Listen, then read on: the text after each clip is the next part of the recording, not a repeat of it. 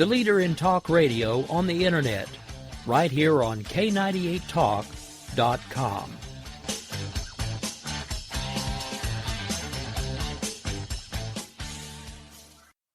If you want to work until you keel over, have less of everything in retirement, or give back more of your hard-earned money to the stock market again, then just ignore me. But if you'd like to protect the money you save, receive a steady, predictable retirement income, and enjoy financial security for as long as you live, then listen to this. You can download a free report that reveals the wealth-building secrets Wall Street and the banks don't want you to know. You'll learn how you can get guaranteed growth, safety, and real prosperity without risking your money in the Wall Street casino, and how to get the money you need when you need it, simply by asking for it. This is the best way to have a 100% secure retirement and know your money will last as long as you do. To learn more about this method and to get your free report, go to 29security.com. That's the number 29security.com. 29security.com. Go to 29security.com.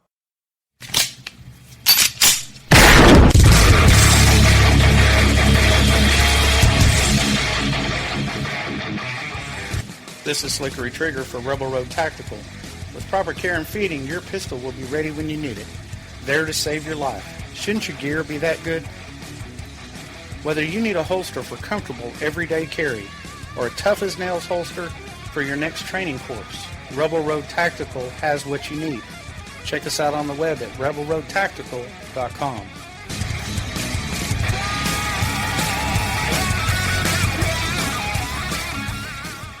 Tired of paying outrageous prices for Viagra? Well, we have great news for you. Now you can finally get Viagra at huge discounts. Healthy Man allows you to save up to $500 on Viagra. Why pay U.S. pharmacy prices of $15 per pill or more when you can get Viagra for less than $3 a pill? Call today and get 40 Viagra pills for only $99. This can cost as much as $600 at your local pharmacy. You can't afford not to call us. If you want Viagra at the lowest prices, never pay $15 a pill pharmacy prices again. Get Viagra for less than $3 a pill. Call 1-800-516-7602 today and save up to $500 and get 40 pills for just $99. Healthy Man is fast, easy, and affordable. Operators are waiting at 1-800-516-7602 to take your call right now. Call 1-800-516-7602. That's 1-800-516-7602. Again, 1-800-516-7602.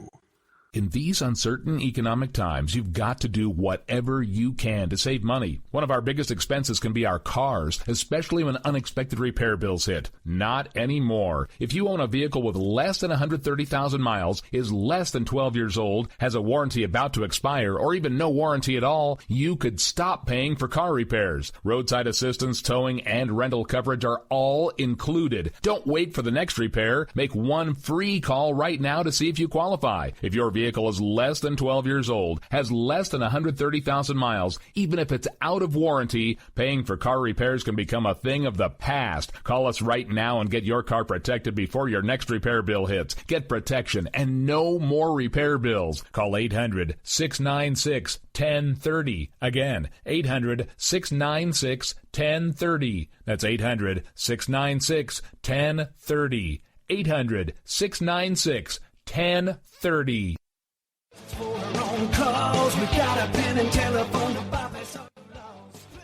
Alright folks, this is Rick Robinson with you. I want to tell you about some friends of mine from a company called Security Enforcement Specialists.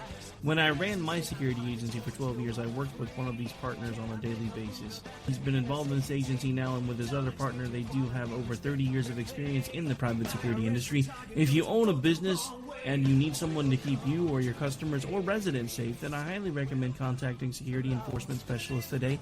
Give them a call at 405-703-1796. Again, that's 405-703-1796. Again, tell them Rick from K98 Talk sent you. Like I said, if you need the help, they are here for you. So make sure that you go look them up, check them out, and see what they can do. Wrong way. Welcome to the place. Welcome. Joe had huge problems with the IRS. I knew it was coming. I hadn't filed taxes since 1990. All the IRS letters coming in added up to a nightmare. To get up to like $68,000.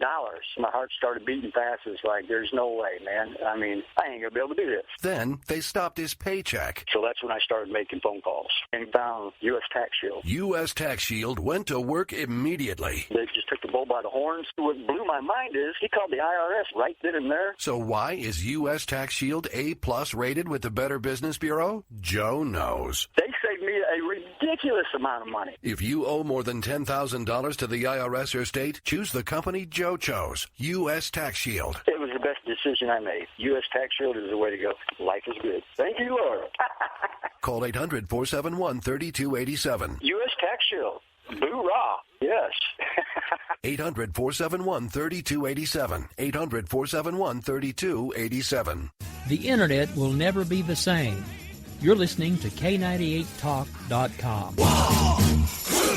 Good God, y'all. What is it good for? Absolutely. Now get started again.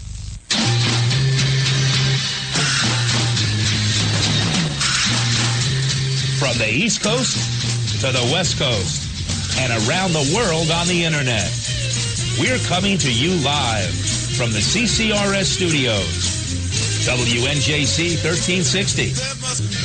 This is the Conservative Commandos radio show with your host, Rick Trader. The Conservative Commandos radio show, where the newsmakers go to be heard. Businessman there, drink my wine. You can call the Conservative Commandos radio show at 856-227-1360. Your opinion counts at 856-227-1360. This is Congressman Alan West, and you're listening to the Conservative Commando Radio Show. Welcome, everybody, and welcome, fellow patriots, and welcome once again to the Conservative Commandos Radio Show. I'm Rick Trader, coming to you from the studios of the Conservative Commandos Radio Network at WNJC 1360 in Philadelphia and around the world on the Internet with American Patriots Broadcasting, TalkStream Live, SHR Media, K98 Talk, iHeartRadio, AM/FM 24/7, and a whole bunch of other places. The list just gets longer and longer. And joining me today as my co-host is the Patriot from the Garden State. That's New Jersey to you and me. And that is Anna Little. Anna, welcome back to the Conservative Commandos Radio Show, my friend. I'm so glad to be with you, Rick. Oh, I'm probably more glad that you're here than you are that if you knew the truth about it, Anna. But what's going on today? What's on your radar screen? Well, you know, all eyes are on New Hampshire. Indeed. Today is primary day. Yes. So it looks like, I'm looking at Fox News, and I'm looking at their breaking news updates right now, and it seems like they're pretty convinced that Clinton is pushing back on the campaign shake-up speculations. But Fox News... what's that about? Whoa. Back up. What do you mean campaign shake-up? What's going on there, Anna? Well, I'm pulling up the article for you. I mean, basically, she's in trouble. And so, therefore, the rumors that are circulating say that her campaign has had a shakeup. Let me see if I can... It's a video. That's the difficulty with it. Yes. It's not a written article. So, and it's because it's cutting news. There'll be an article on it. But they're indicating that the rumors are that there's going to be a shakeup in the Clinton campaign due to the fact that they're not doing very well. And so those rumors are being refuted by the campaign right now. Let me see if I can...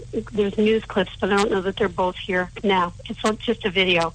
So rather than taking up the time playing it, I think we'll wait for the article to come out. But basically, you know, they're in trouble. Bernie Sanders may very well win this primary today, and I think they're now aware of that. So they're taking action, but you know it could be too little, too late because you know there's just too much. Okay, here is an article. There is an article. It's published today. It doesn't say what time, but I've got it. It says, if polls are to be believed, Hillary Clinton's once commanding national lead over Bernie Sanders appears to have evaporated in a matter of days, pointing to trouble ahead for the former Secretary of State as voters cast their ballots Tuesday, which is today, in a Sanders-friendly New Hampshire. Two recent national polls show Sanders closing the gap against Clinton. A recent Reuters, I do trust Reuters, LTSOS poll shows Clinton leading Sanders 48 to 45%, which is really a statistical dead heat because we all know there's a 3% margin of error in all of these polls. Quinnipiac University on Friday showed her leading 44 to 42, again, a statistical dead heat. And both of those polls are taken after the Iowa caucuses. Now, are these national polls? New Hampshire. Let me interrupt you. Are these national polls you're talking about or polls in New Hampshire? Well, Reuters is national. Oh, well, no. They're talking about the sampling having been located in New Hampshire. Okay. Interesting. Because I thought Sanders was further ahead than that. Well, it says polling may still be in flux. A Rasmussen poll, also taken right after the Iowa caucuses, showed Clinton retaining a double-digit lead. Sanders could be heading for a big win in New Hampshire tonight. And if he can hold off Clinton, who's gotten tougher on the Vermont senator in recent days, she started to attack him. We all know that. Let's see. At a rally in Derry, New Hampshire, Sanders continued to slam Clinton. We know that. If there's a high turnout tomorrow, they think they're going to win. And this is a Sanders quote. The Quinnipiac poll of 484 Democrats was taken February 2nd to 4th and had a margin of error of 4.5 percentage points. So it's a dead heat. The Reuters poll was 512 Americans February 2nd to 5th and had a margin error of 5%. So it's a statistical dead heat. We may have Bernie Sanders winning New Hampshire. Interesting. And very interesting. I'm looking at polls, too, and these were polls of today, and the polling agency is ARG. ARG has Sanders 53, Clinton 44. What amazes me, Anna, is with all the money that the Clintons have, with the preconceived notion that she was going to be the Democrat candidate. It's amazing to me how far she has fallen in the polls throughout the country. And this guy, Bernie Sanders, is a socialist. I doubt a year ago if 1% of the people knew who Bernie Sanders really was. And now he's really taking it to Hillary Clinton. And one of the questions that I have about her fall is it Benghazi? Is it the emails? Is it Clinton fatigue? I mean... It's the dishonesty. It's the fact that she thinks she's above the law. Even the Democrats will not stand for that anymore, at least not on Main Street. Your politicos think it's part of the game. It's to be expected. Your Wall Street people will excuse it because they've done it themselves in business. But Main Street will not tolerate it. And that's very encouraging to me, that even on the Democrat side, on the liberal side, you've got people that won't put up with that. The article has finally come up on my computer entitled Clinton Pushes Back on Campaign Shakeup Rumors. I'll just clarify that for you. Hillary Clinton's campaign is pushing back against reports of a personnel shakeup as Democratic presidential candidate enters Tuesday's New Hampshire primary, the underdog. The speculation was kicked up Monday when Politico published a story saying Clinton isn't happy with her current campaign's handling of her 2016 bid and is considering staffing and strategy changes. Bernie Sanders has been gaining ground in several national polls and leads virtually every New Hampshire poll. The Clinton campaign is giving mixed messages over what might come next. No shakeup coming, a Clinton official told Fox News. But while Clinton also said Monday she has no idea what they're talking about or who they're talking to regarding the political piece, she did acknowledge her campaign is going to take stock. I don't know that her campaign is bad. I think they have a bad candidate. Yep. She says we're moving into a different phase of the campaign. We're moving into a more diverse electorate. We're moving into different geographic areas. So, of course, it would be a malpractice not to say, okay, what worked? What can we do better? What do we have to do new and different that we have to pull out? Clinton said. She said that on the Rachel Maddow show, a very friendly place for her. At this point in time, I don't trust a word Hillary Clinton says anyway, and I wouldn't put it past her to lie to us about this because she's lied about bigger things. So the point is, she actually is in a position to lose New Hampshire. And that's very interesting.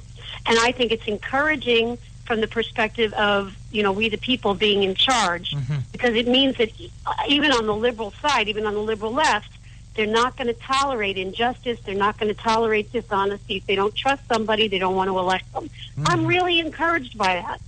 I don't expect to agree with everybody on policy, but those things those ethics-oriented things, I'm so glad we can agree on. And it gives me hope for the future. It really does. Okay. I'm looking at another poll here. This is the Emerson poll. And it has Sanders at 54%, Clinton at 42%. That puts Sanders up by 12 points. Again, the ARG poll, Sanders 53, Clinton 44. That's 9 points for Bernie Sanders. So both these polls are pretty much in agreement. Yeah. Well, we'll see tonight. We will see. The only true poll is the vote results at the end of the primary. Yeah, and we saw last week in Iowa how wrong the polls were. All the polls had Donald Trump winning and winning handily, and Cruz did. And Cruz did. And nobody saw Rubio coming. The polls did not see Rubio coming up third. So polls are a snapshot of a moment in time in that sample, and depending upon what the sample is, how the sample is selected, and also the questions that they ask, the language in those questions, the polls are limited to that, right? Those factors. So there is news about Rubio, but I wonder when are we have a minute to talk about Rubio, or after? Actually, we'll talk about it after. I just wanted to say also with these polls, Anna, it's garbage in, garbage out. I think that people have caught on to the polls and just give false information. I really do. Hey, let's take our break, get it out of the way. You are listening to Conservative Commandos with Anna Little and Rick Trader, coming to you from the studios of the Conservative Commandos Radio Network at WNJC 1360 in Philadelphia and around the world on the internet with American Patriots Broadcasting, TalkStream Live, SHR Media, K98 Talk, iHeartRadio, AM, FM 24/7. Very important that you know, today's show is brought to you by the First Amendment, protected by the Second. Don't go away, and I'll be right back. I really don't care. That's my prerogative.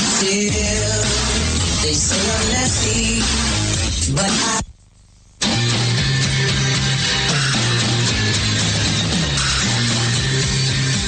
The Conservative Commandos radio show is expanding to become the Conservative Commandos Radio Network. We are establishing a front line of conservative radio broadcasters and ironclad patriots to declare war against the madness of liberalism and the Obama administration. Are you tired of the disregard for our Constitution? Do you still have faith in the American dream? Are you looking for sensible, smart radio? If so, listen to the Conservative Commandos Radio Network every weekday from 11 a.m. to 7 p.m. and Saturdays from 2 to 6 p.m. on WNJC Radio, 1360 on your AM dial, or around the world on the internet at WNJCradio.com. Check out our website, ccrsnetwork.com, for rebroadcasts and network updates. We are the Conservative Commandos Radio Network, where now even more newsmakers go to be heard. Hi, this is Bob Vide, owner of Bob's Little Sports Shop in Glassboro, New Jersey. I've had the opportunity to travel in many foreign countries, and I've seen what happens to people when they lose their freedom. I wrote this poem. Give us freedom was the cry as they marched throughout the night. At Concord Bridge in Trenton, for freedom they would fight. To build a nation that would last with peace and liberty, it is a job that's never done if we are to be free. They wrote a declaration to announce that we are free, then a constitution for all the world to see. But this is ink on paper. We must make it last. It must always be defended, and that is quite a task. Today the battle rages for freedom in our land. To save our Constitution, we all must take a stand. We must stand up for freedom in our actions every day, and you can stand up with us. Join the NRA. This is Bob Biden of Bob's Little Sports Shop in Glassboro, New Jersey. You may call us at area code 856-881-7575 or visit us online at bobslittle.sportshop.com.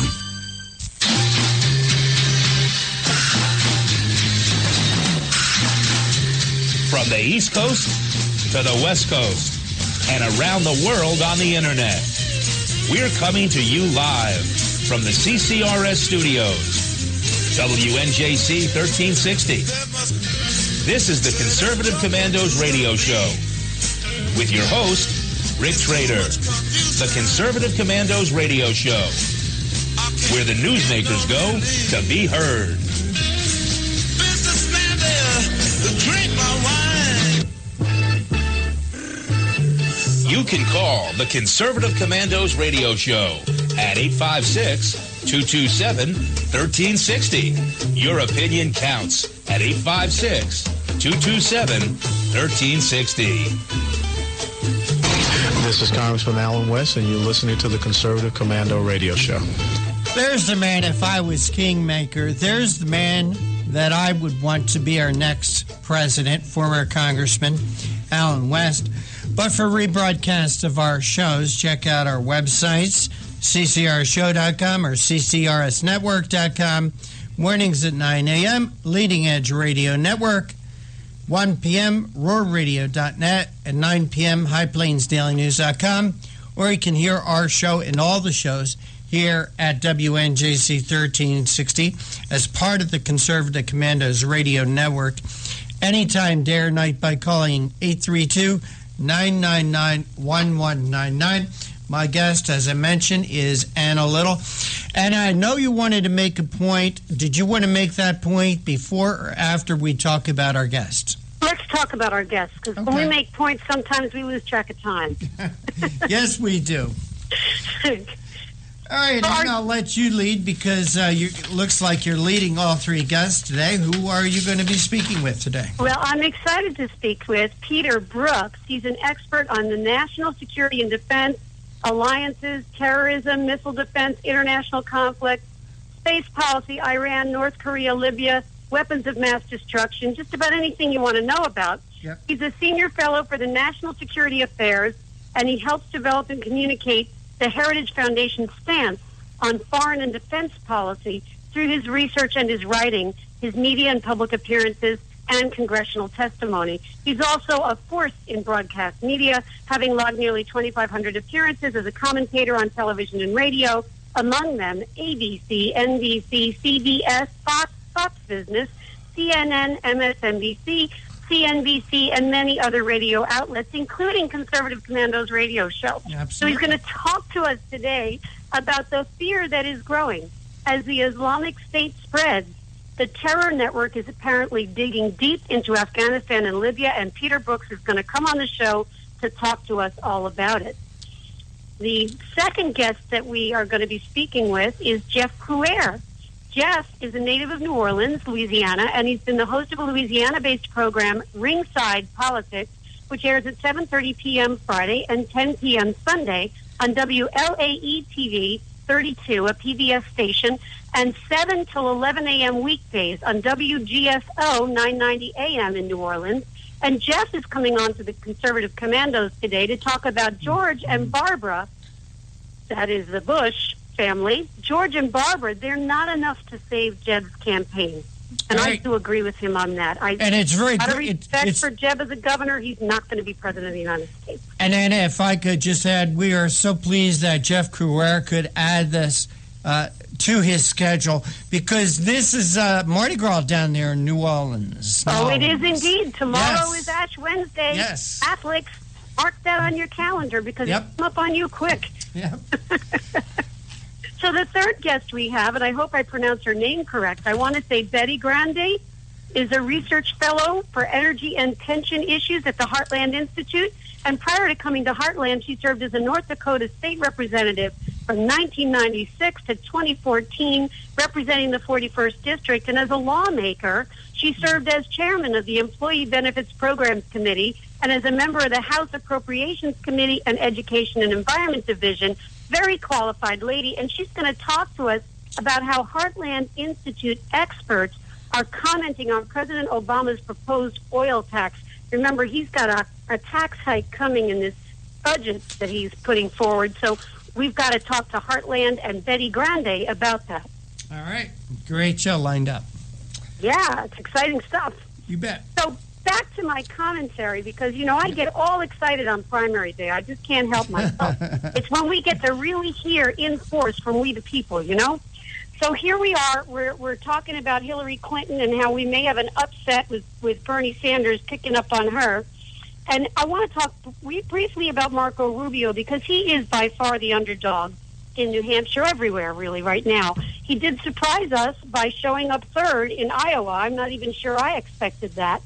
And the title of the article that I'm reading from, which is written by Howard Kurtz and published today in FoxNews.com, the Media Buzz section, and the title of the article is Pundits Pound Rubio Over Debate, but he's not always so scripted. Well, I know that because I've seen him speak, but, that was Christie's attack. So the article starts off saying, in a snowy backwoods town in New Hampshire, Marco Rubio was sounding nothing like the man who repeated the same debate answer 4 times. It was the afternoon after the ABC debate, 300 people, Hudson School Auditorium, and they are paying rapt attention as Rubio weaved attack lines, policy wonkery, and personal anecdotes into a seamless narrative. I have actually seen him do this, so I don't think that attack is going to stick. But this is not the Rubio that you see on television. And again, I'm reading from the article. It's not the way he comes across in interviews and debates. And in those settings, he can seem repetitive and robotic. And I think some of that, I'm coming away from the article and now making commentary, I think some of that is because we are told as candidates, Vic, to repeat our message when we're dealing with the media. Well, see, the problem with and if I could interject, the problem with what I had with Marco Rubio at that debate is he repeated that same line 4 times. Yeah. I mean, once is good, twice is good, but any more than that. What else have you got to offer us there, Marco? What else can you talk about rather than the same line over and over and over again? Right. Well, I think it was good of Chris Christie. Rather than to change it. He's supposed to defend it rather than to change it. I'm not sure whether that's the strategy I would have liked to see him choose. But, I'm not here to advocate for one candidate over another. It's primary day. We're going to hear from we the people. But I do think it's worth pointing out that these television appearances are not the true appearances because, and I know they're widely televised and therefore should be taken advantage of to maximize the candidate's exposure. I get that, but you can't trust your moderators. You can't trust your interviewer. I've been in that seat myself. Yes. They twist you. They choose questions that set you up.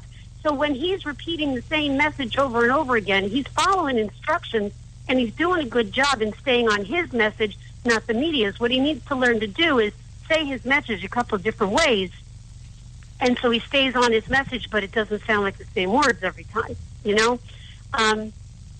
Anna, could I ask, what about the logic that Chris Christie used during that debate? We as governors, we have to act. We got snowstorms and hurricanes to clean up after, where all you guys do down in Washington is talk about things. Well, I think Chris Christie is disingenuous with that accusation because he's looking to go to Washington himself. And what does he think he's going to be doing from the Oval Office? He's going to be talking about things. He's going to be signing laws somebody else makes. He's going to be part of the Washington establishment if he wins this election. Look, Chris Christie's looking to get attention. He's going to the superlative because he's trying to get his attention. Because he's got a failing campaign right now. Look, he's my governor. I support my governor. I support the state of New Jersey going forward. And if that's what, if putting Christie in the White House is going to be good for New Jersey and the people in New Jersey, then that's what we need to try to do. But I'm looking at his campaign, and I don't see it happening. And I do believe in Reagan's 11th commandment, and we've talked about this in previous shows. He is doing himself a disservice in attacking Rubio so brutally that way. They're both on the same team. The focus needs to be on Barack Obama, Hillary Clinton, Bernie Sanders, and anybody else the left comes up with. And you better watch out because Bloomberg's thinking of running independent. And here we have Chris Christie, who ought to know better, attacking fellow Republicans vehemently as if they're the enemy. Look, you might not like Marco Rubio. You might not think he's the best president of the United States. But he's on our team, damn it. Go attack the other guy. I mean, that's the way I see it. And so I was disappointed in that. Christie's done a lot of good in New Jersey. I wish he had done more. There are some things he's done here that I didn't agree with. But that attack against Rubio, I think, was still conceived. All right. With that, Anna, let's go to our next break. And you are listening to Conservative Commandos with Anna Little and Rick Trader. And we're coming to you from the studios of the Conservative Commandos Radio Network at WNJC 1360. And around the world on the internet with American Patriots Broadcasting, TalkStream Live, SHR Media, K98 Talk, iHeartRadio, AM/FM 24/7, and a whole bunch of others. Don't go away. We're going to be speaking with Peter Brooks from the Heritage Foundation. We're going to talk about the growing fears of Islamic terrorism. Be right back. You've heard Paul Delks playing the music on the Your Music Matters morning show. He is also an experienced mortgage loan officer working for U.S. Mortgage Corporation and assists homeowners navigate the reverse mortgage process. If you are finding yourself asking questions whether or not you set aside enough for retirement, Paul can sit down with you, your family, and your financial advisor and discuss how a reverse mortgage may be a valuable resource for your retirement plan. You will be responsible for paying your taxes and insurance, and the reverse mortgage can help with this and other expenses, such as home health care or other untimely bills. Put Paul's 20-plus years of experience to work for you, as choosing the right option for your situation can be critical. Call Paul at U.S. Mortgage Corporation at 877-213-9977. That's 877-213-9977. Or go to seniormatters.info for more information. U.S. Mortgage Corporation is a licensed mortgage banker in New Jersey, Pennsylvania, and Delaware, and an equal housing lender. NMLS number 3901. U.S. Mortgage Corporation is located at 201 Old Country Road, Suite 140, Melville, New York, 11747. This advertisement applies to first lien mortgages. Paul E. Dilks, NMLS is 485904. Hi, this is Bob Vide, owner of Bob's Little Sports Shop in Glasper, New Jersey. I've had the opportunity to travel in many foreign countries, and I've seen what happens to people when they lose their freedom. I wrote this poem. Give us freedom was the cry as they marched throughout the night at Concord Bridge in Trenton. For freedom they would fight. To build a nation that would last with peace and liberty, it is a job that's never done if we are to be free. They wrote a declaration to announce that we are free, then a constitution for all the world to see. But this is ink on paper. We must make it last. It must always be defended, and that is quite a task. Today the battle rages for freedom in our land. To save our Constitution, we all must take a stand. We must stand up for freedom in our actions every day, and you can stand up with us. Join the NRA. This is Bob Biden of Bob's Little Sports Shop in Glasper, New Jersey. You may call us at area code 856-881-7575 or visit us online at bobslittle.sportshop.com. What does it take to be the leader in production systems technology? To be the one company that solves production problems at any plant, for any product, and with any technology? It takes a 30-year record of success. It takes total mastery of complex technologies with a history of delivering success every time, without fail. Only one company can claim that high ground in manufacturing line optimization, data automation, and systems integration, and that's Philadelphia Control Systems. In factories worldwide, Philadelphia Control Systems programs, software, and engineering solutions deliver optimal performance and output flow with a record that can't be matched. Any plant, any product, any technology. Philadelphia Control Systems, the leader in production automation since 1982. 800-335-9811. PCS4automation.com. That's PCS, the number 4, automation.com. The Conservative Commandos radio show is expanding to become the Conservative Commandos radio network.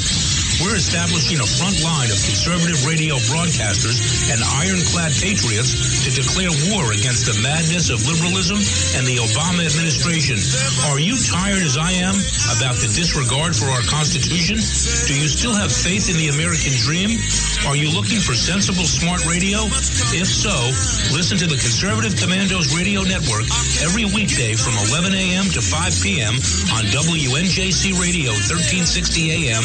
or around the world on the internet at WNJCradio.com. Check out our websites, ConservativeCommandosRadioNetwork.com and CCRN.com for rebroadcasts and network updates. We are the Conservative Commandos Radio Network, where even more newsmakers go to be heard.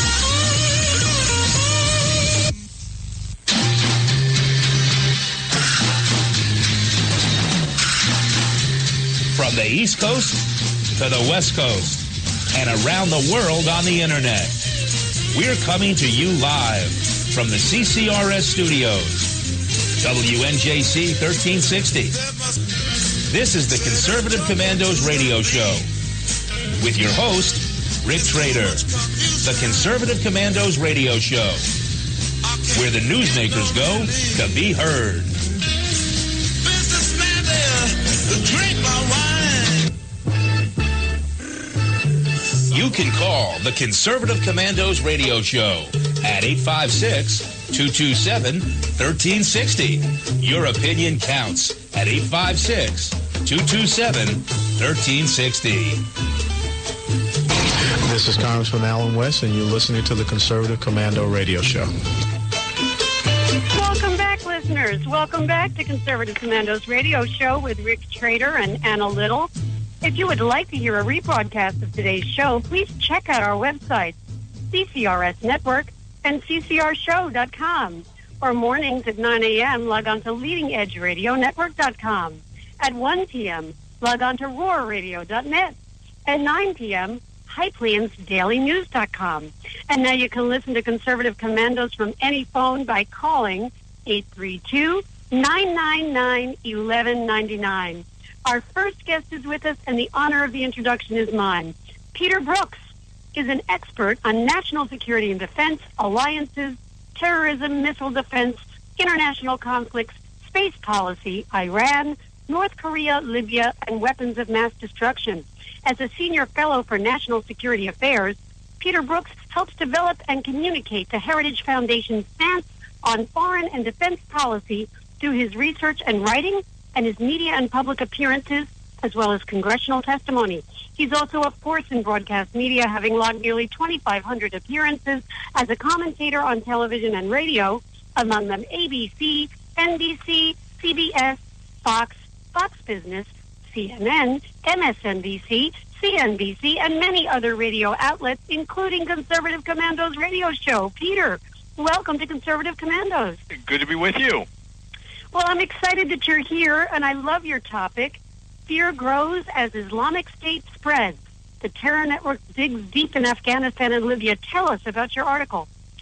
Well, I mean, this was from last week, and because of all the politics going on, a lot of these national security stories aren't getting the attention that they needed. And one of them is the spread of the Islamic State. You know, Anna, we usually talk about the Islamic State. We think about Iraq and Syria, right? But actually, we're seeing major problems now with the Islamic State spreading into Afghanistan, where they're calling themselves the Islamic State Khorasan, and also we're seeing them in Libya. Islamic State Libya. In fact, the Pentagon has had to step up its military actions in Afghanistan, direct actions against the Islamic State.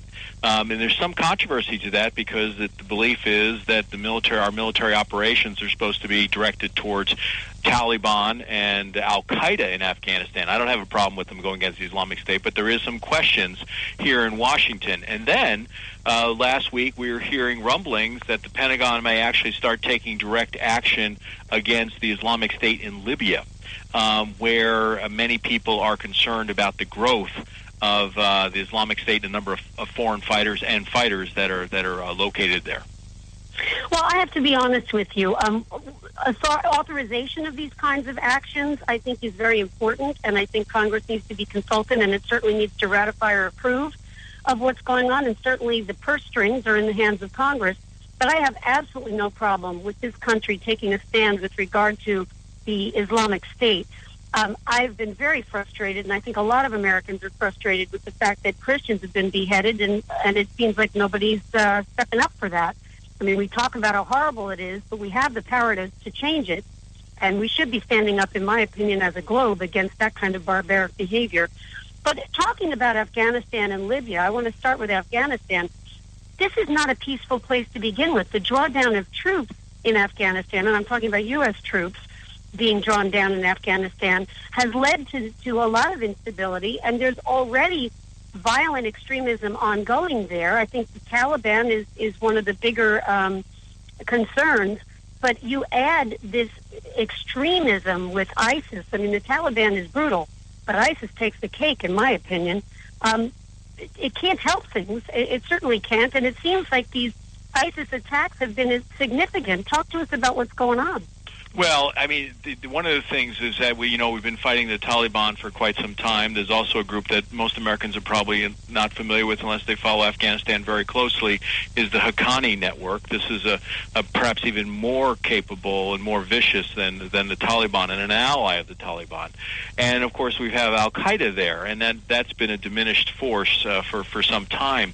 But now the Islamic State, a lot of it are coming from, the Pentagon tells us that a lot of the fighters for the Islamic State in Afghanistan are actually coming from disaffected Taliban fighters, ones that perhaps don't feel like they're going up the ranks like they should or have disagreements. And so what they're doing, since the Islamic State is such a shiny object now for violent Islamist extremists, a lot of them are peeling off from the Taliban and swearing allegiance to the Islamic State in Syria and Iraq.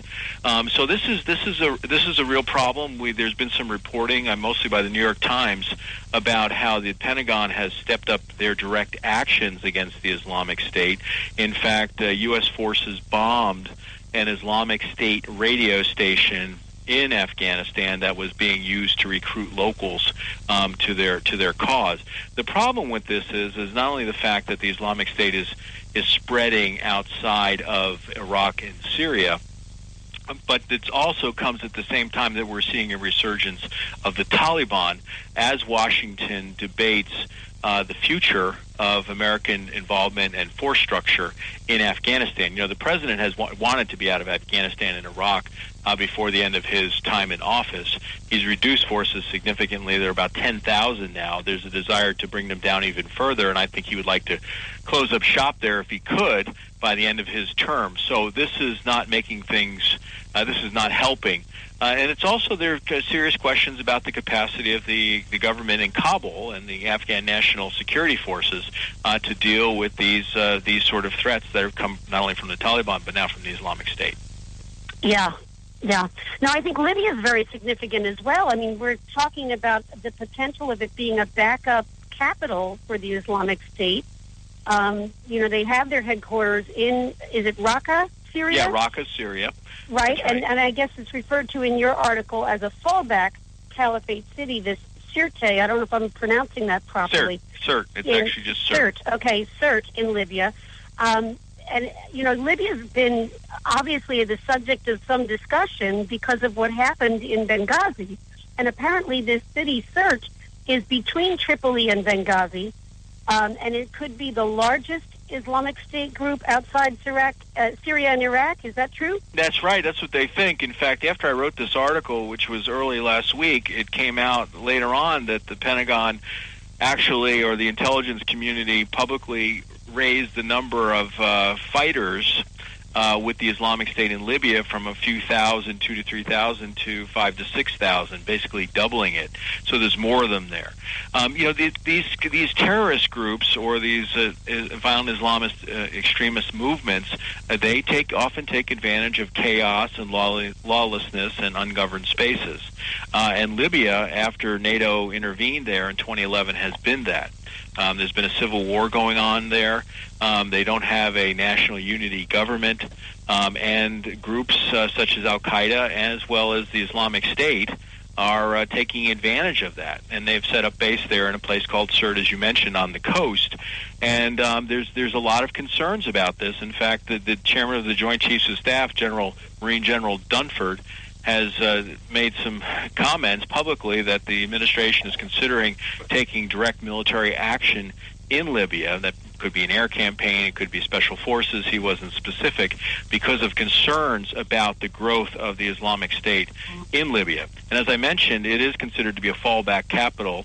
In other words, if Raqqa, Syria falls for some reason, that this is where the Islamic State, which is currently headquartered in Iraq and Syria, might move.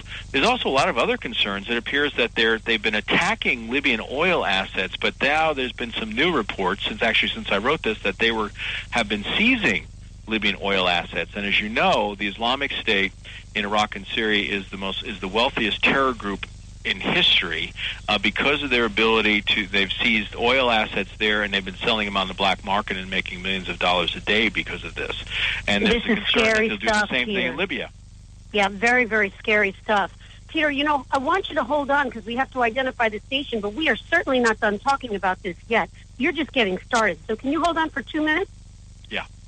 Thank you so much. Listeners, we are coming to you live from the Conservative Commandos Radio Network studios, WNJC 1360, our flagship station in Philadelphia, and around the world on the Internet with American Patriots Broadcasting, TalkStream Live, SHR Media, K98 Talk, iHeartRadio, and AM/FM 24/7. Those are all .com. I'm Anna Little. Rick Trader's the producer in the studio today, and Peter Brooks is speaking to us about the rise of the Islamic State. We'll be right back with you after this break. They say I'm crazy. I really don't care. That's my prerogative. They say I'm nasty, but I...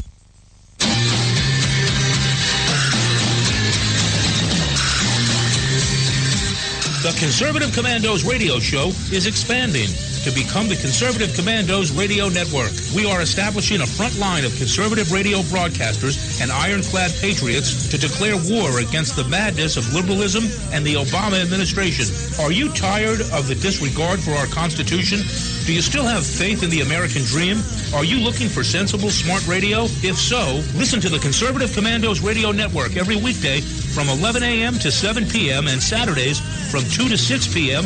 on WNJC Radio, 1360 on your AM dial, or around the world on the Internet at WNJCradio.com. Check out our website, ccrsnetwork.com, for rebroadcasts and network updates. We are the Conservative Commandos Radio Network, where now even more newsmakers go to be heard. Hi, this is Bob Vide, owner of Bob's Little Sports Shop in Glasper, New Jersey. I've had the opportunity to travel in many foreign countries, and I've seen what happens to people when they lose their freedom.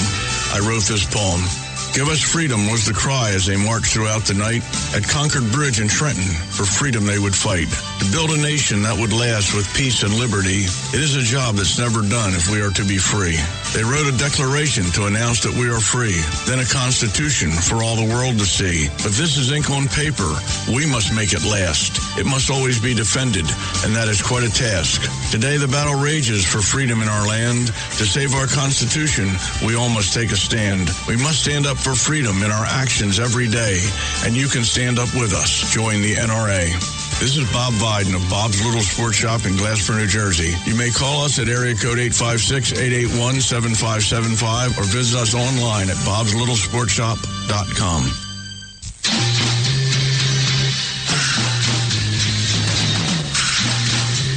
From the East Coast to the West Coast and around the world on the Internet, we're coming to you live from the CCRS studios, WNJC 1360. This is the Conservative Commandos radio show with your host, Rick Trader. The Conservative Commandos radio show, where the newsmakers go to be heard.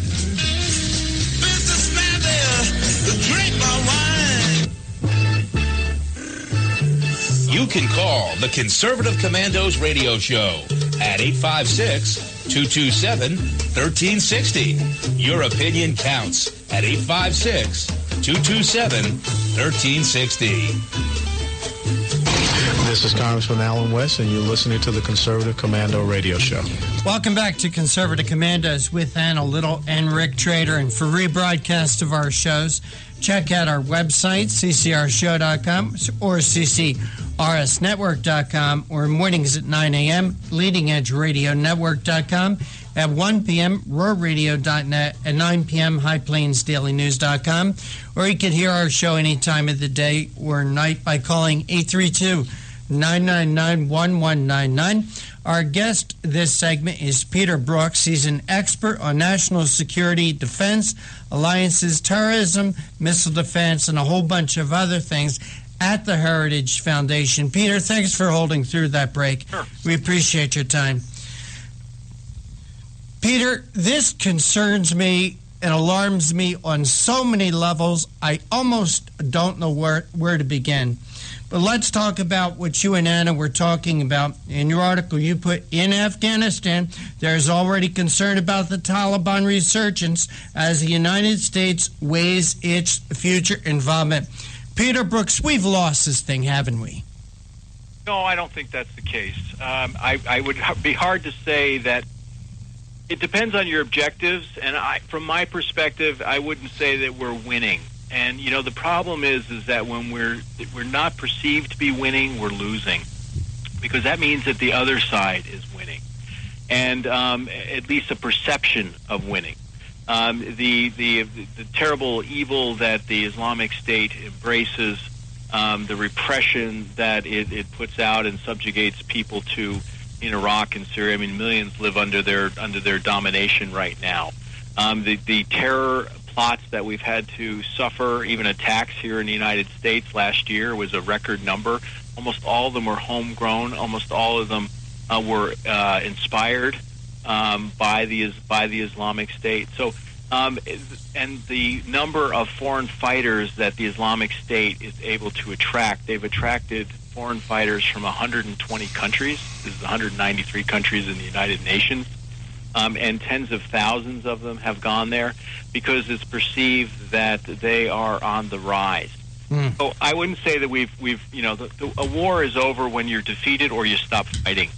But it's hard to say that we've prevailed over the Islamic State. But once again, this isn't just our responsibility.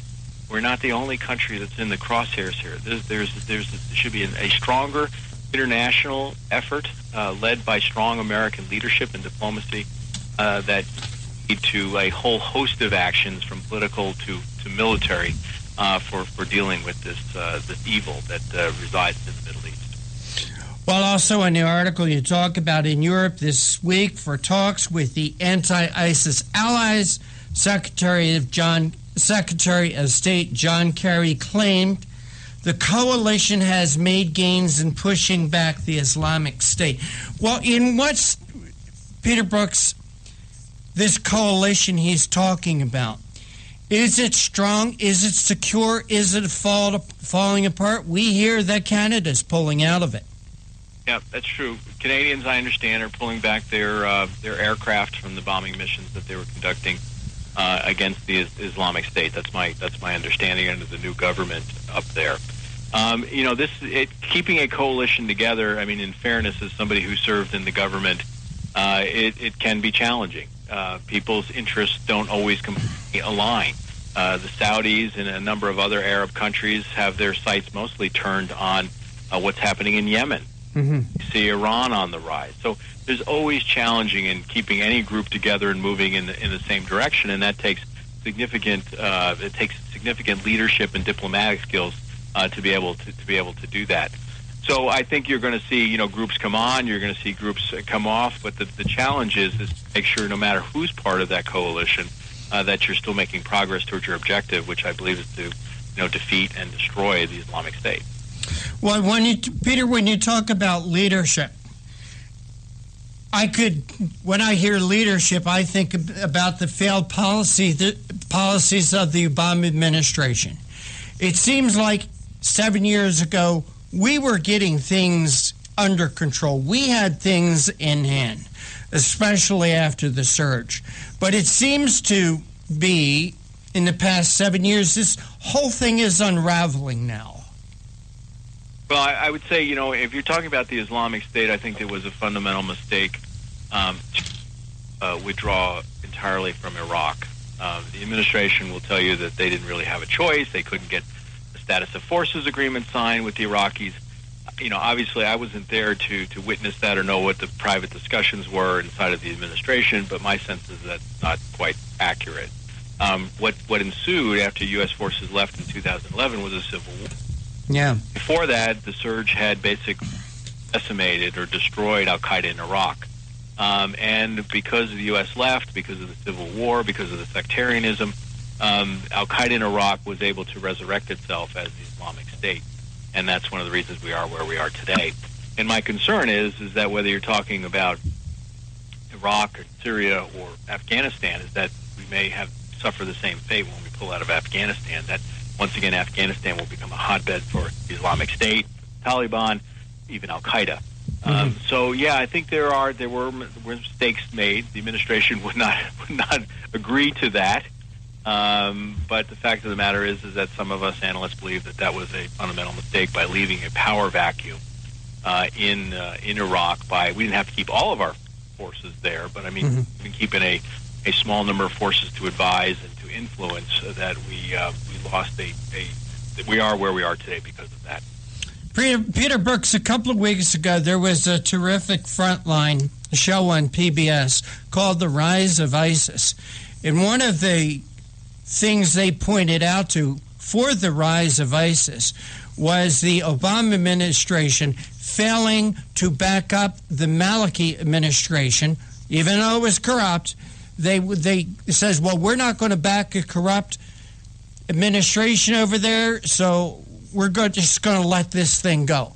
And am I right in thinking that way? It was the failure of the Barack administration to support a government that we helped put in place. Well, I didn't see the documentary you're referring to, so I don't know exactly what was said. But based on what you've said to me, yeah, I think there were fundamental mistakes made, and I think that there was the sectarianism, the rise between the Sunni and the Shia in Iraq after the United States left under Maliki was certainly inimical to peace and stability, and I think was a catalyst for the rise of the Islamic State that we know today. So, I understand that the fact of the matter is that in many parts of the world, corruption is rife. That's unfortunate. That's not an American value. But sometimes you have to do business with people which have cultural differences with you. So I don't basically buy into the idea that they decided to desert. They said they couldn't do business with the Maliki government. I think we had bigger security interests at stake that we needed to deal with that should have required us to deal with the government that was in place. And that was the Maliki government. Right. Now, as far as Libya goes, that was a can of worms. That was a Pandora's box. And I'm going to make a statement. You tell me if we're right or wrong in thinking about this. That the Obama administration opened when they, with Gaddafi. Gaddafi was a bad guy, but he was under control. Oh, they got rid of Gaddafi, but in doing so, who's in charge now in Libya? What's going on there?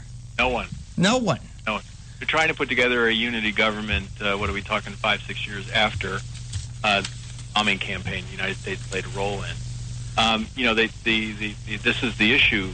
You went in there. The bombing campaign deposed the current government, and Gaddafi's not somebody we should love either. I mean, no blood on his hands as far as I'm concerned. But the fact of the matter is that you created a political vacuum and a security vacuum that was filled by all sorts of actors that necessarily don't support American interests or Western values. And here we got the same thing in Libya as when you talk about we created a vacuum of leadership. Okay, well, here we are in Afghanistan. We're pulling out of there. We've pulled out of Iraq. Isn't that also creating the same type of a vacuum? I'm worried that we know how we've seen this movie before. We know how it ends. And putting it in different places. So you have to, like I said, there was what I find interesting to me is that the administration decided to go into Libya because they were worried about a humanitarian disaster in Benghazi. They may have prevented that, but the fact of the matter is that they decided not to act in Syria, and we probably have more people perished in Syria. And the stories coming out, whether you're at the hands of ISIS or at the hands of the regime in Damascus, are chilling. The things that we're hearing about, the brutality. So, if you're going to act in terms of, it's interesting how humanitarian element applied to Libya and it didn't apply to Syria. So I find Obama administration's foreign policy generally adrift. Peter Brooks, Heritage Foundation, we want to thank you so much for joining us. This is a terrific article. I want to thank you for writing it. Please tell our audience where they can go and read it. Well, of course, it was up last week on BostonHerald.com, where I write regularly, and then it's also at heritage.org. You can go to my webpage, and it should be there. Peter Brooks, Heritage Foundation, thank you so much for joining us. Take care. God bless. And you are listening to the Conservative Commandos radio show with Anna Little and Rick Trader, coming to you from the studios of the Conservative Commandos radio network at WNJC 1360 in Philly, and around the world on the internet with American Patriots Broadcasting, TalkStream Live, SHR Media, K98 Talk, iHeartRadio, AM, FM 24/7. We're everywhere. We're everywhere. Coming up on the other side, we're going to be talking with Jeff Crouere. Be right back. They say I'm crazy. I really don't care. That's my prerogative.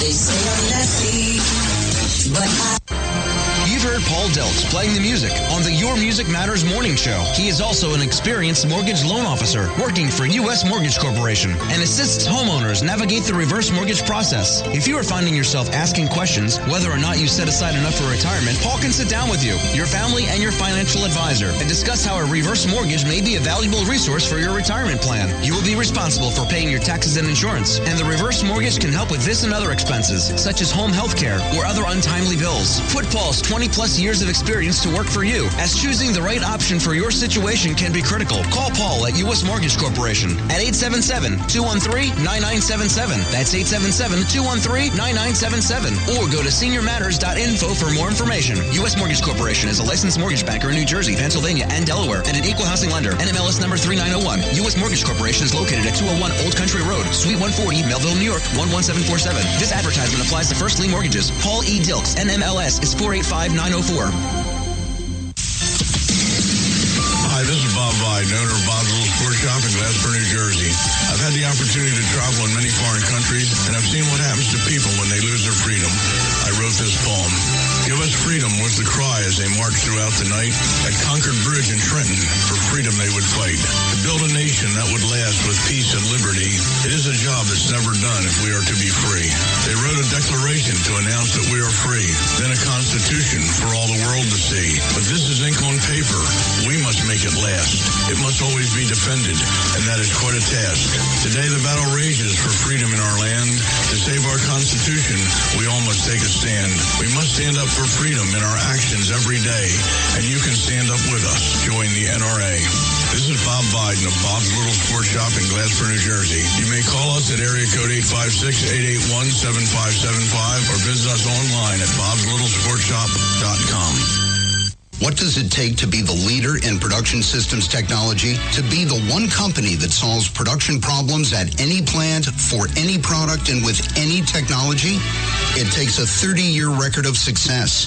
It takes total mastery of complex technologies with a history of delivering success every time, without fail.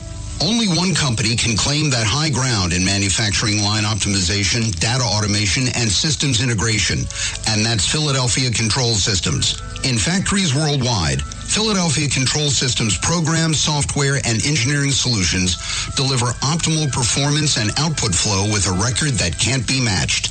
Any plant, any product, any technology. Philadelphia Control Systems, the leader in production automation since 1982. 800-335-9811. PCS4automation.com. That's PCS, the number 4, automation.com.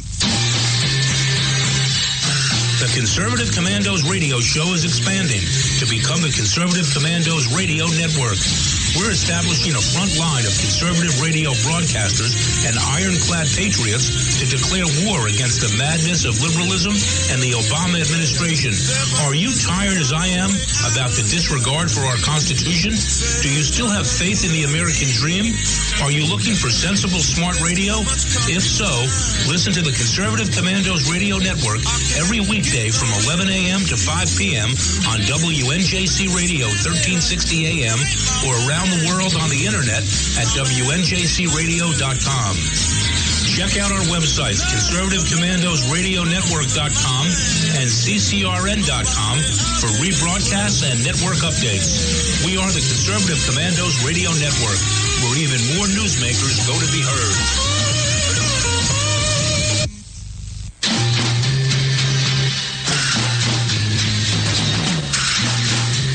From the East Coast to the West Coast and around the world on the Internet, we're coming to you live from the CCRS studios.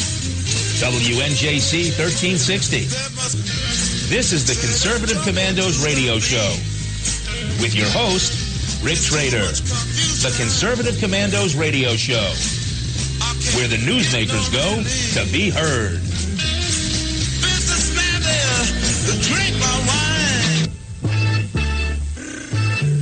You can call the Conservative Commandos radio show at 856-227-1360. Your opinion counts at 856-227-1360. This is Congressman Alan West, and you're listening to the Conservative Commando radio show.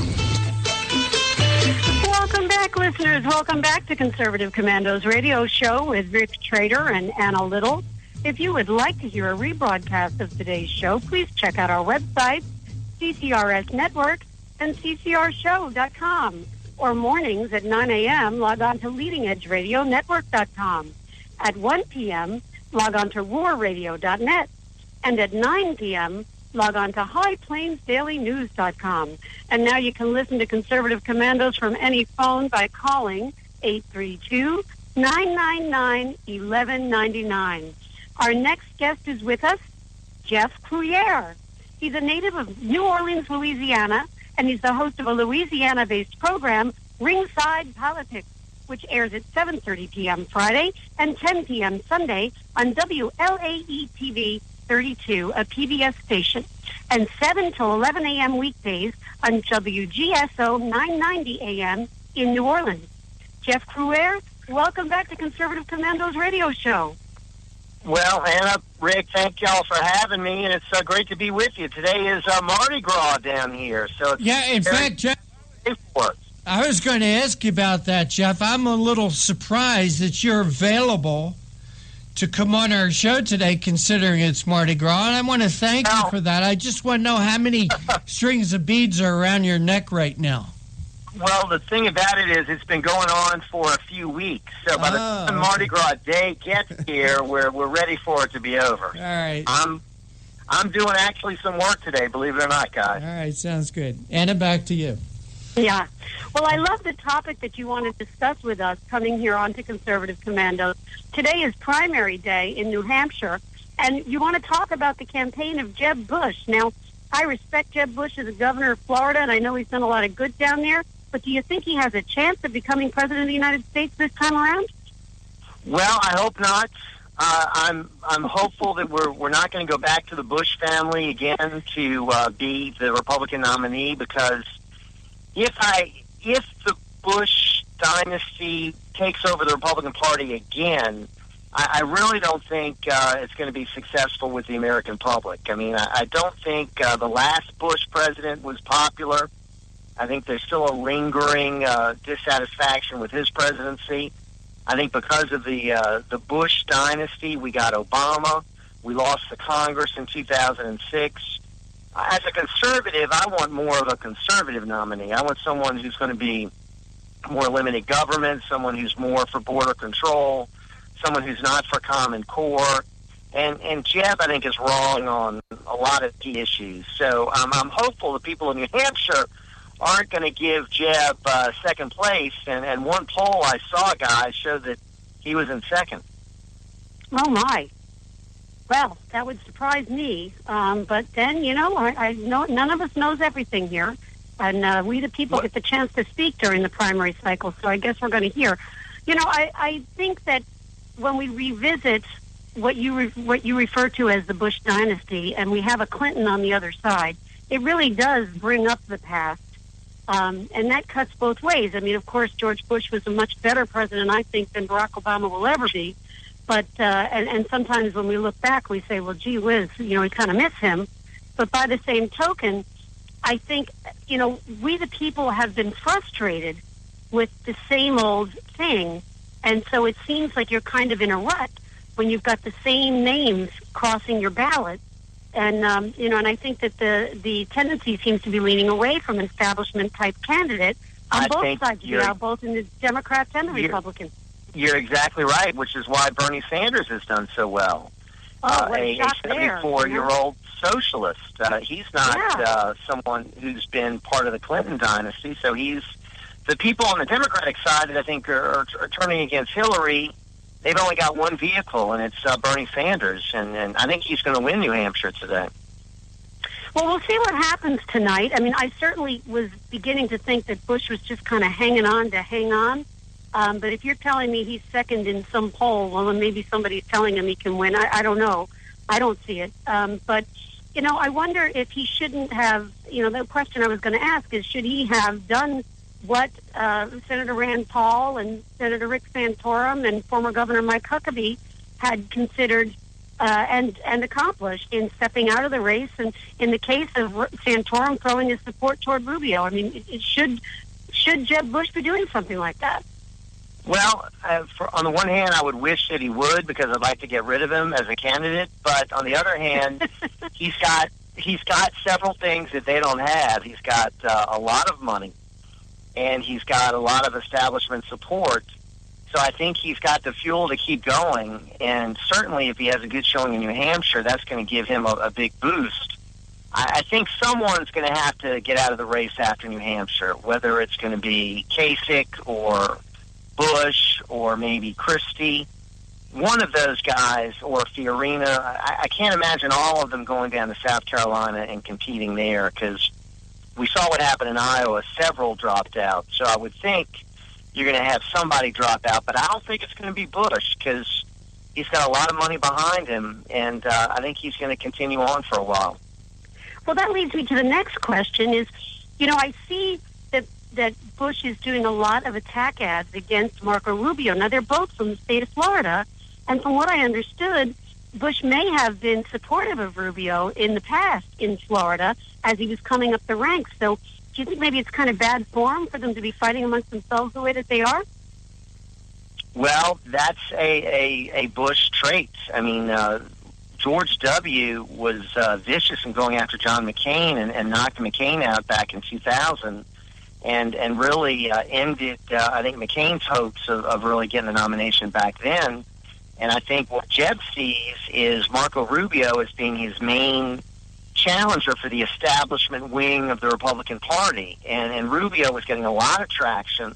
He had a bad debate the other night, which I think has hurt Rubio. And now there's an opportunity for Bush to really get back to that prime position as the establishment's choice in this nomination battle. So he's got to knock out Rubio, and that's why I think he's going after him so hard. You talk about in your article that times have changed, that last year Bush was an overwhelming favorite to win the nomination, and that now he's obviously not in that same position. Do you think maybe this is due to the fact that grassroots campaigning has been very effective and that we have these non-establishment candidates that are coming forward? Well, I think Donald Trump did a great job in the first few debates of really belittling and hurting Bush's candidacy. I mean, he really was effective in making fun of Bush, and I think took a lot of support that maybe had been Bush's and the other candidates and propelled him to the lead. And then I think Bush has just not been a very high-energy candidate. I mean, he's had all kinds of different forums where the response from the media was it was lackluster. But I will say this, in the past few days, I've seen him get a little bit more of a spark, maybe having his mother and brother on board now, maybe having the other candidates sort of falter a little. Maybe he sees that as an opening. For me, I'm concerned about that because I don't want him to be the nominee, but for his supporters, I think they're a little more energized today than they have been, I would say, Anna, in months. So I think it's going to be fascinating tonight to see if he can pull off an upset and come in second. Very, very interesting. So now we don't see Jeb Bush as a conservative or reform-oriented leader. We see him as the establishment, the mainstream, a continuation of all things mainstream Republican. So would a victory then indicate that perhaps an establishment Republican is a better choice going forward? No, I think it indicates that New Hampshire is more of a moderate state.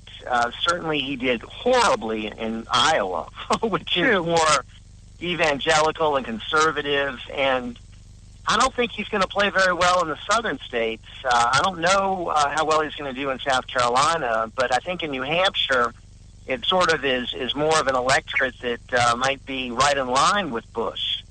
So when he goes down south, I think he's going to have a hard time competing against Trump and Cruz and Rubio.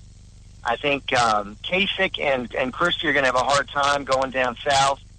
Fiorina, I think those campaigns are on life support. I really do. So I think Bush is certainly the establishment moderate candidate, but I don't think he is connecting with the majority of Republican voters this time. I think most voters out there do want to see something new. They're tired of where we've been going. They're mad at the establishment in the Republican Party, and they see Bush as sort of a representation of the establishment.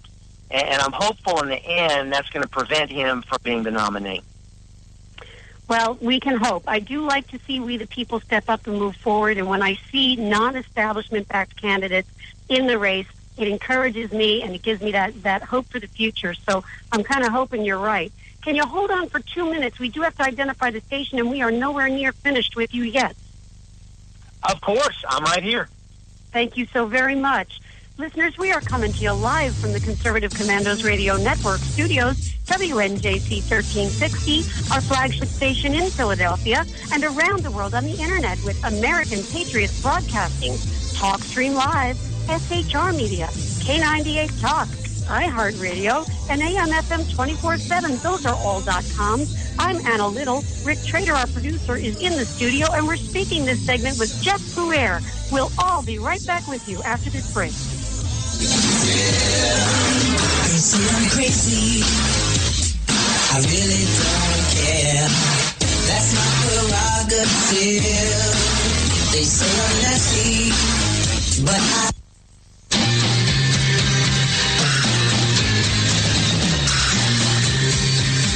The Conservative Commandos radio show is expanding to become the Conservative Commandos radio network. We are establishing a front line of conservative radio broadcasters and ironclad patriots to declare war against the madness of liberalism and the Obama administration.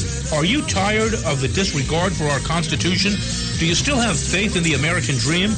Are you looking for sensible, smart radio? If so, listen to the Conservative Commandos radio network every weekday from 11 a.m. to 7 p.m. and Saturdays from 2 to 6 p.m. on WNJC Radio, 1360 on your AM dial, or around the world on the Internet at WNJCradio.com. Check out our website, ccrsnetwork.com, for rebroadcasts and network updates. We are the Conservative Commandos Radio Network, where now even more newsmakers go to be heard. Hi, this is Bob Viden, owner of Bob's Little Sports Shop in Glasper, New Jersey. I've had the opportunity to travel in many foreign countries, and I've seen what happens to people when they lose their freedom. I wrote this poem. Give us freedom was the cry as they marched throughout the night. At Concord Bridge in Trenton, for freedom they would fight. To build a nation that would last with peace and liberty, it is a job that's never done if we are to be free. They wrote a declaration to announce that we are free, then a constitution for all the world to see. But this is ink on paper. We must make it last. It must always be defended, and that is quite a task. Today the battle rages for freedom in our land. To save our Constitution, we all must take a stand. We must stand up for freedom in our actions every day, and you can stand up with us. Join the NRA. This is Bob Viden of Bob's Little Sports Shop in Glasper, New Jersey. You may call us at area code 856-881-7575 or visit us online at bobslittle.sportshop.com.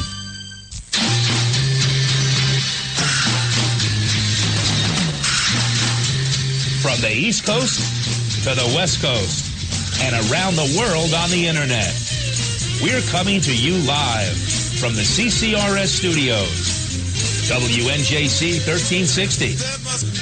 This is the Conservative Commandos radio show with your host, Rick Trader. The Conservative Commandos radio show, where the newsmakers go to be heard. Drink my wine. can call the Conservative Commandos radio show at 856-227-1360. Your opinion counts at 856-227-1360.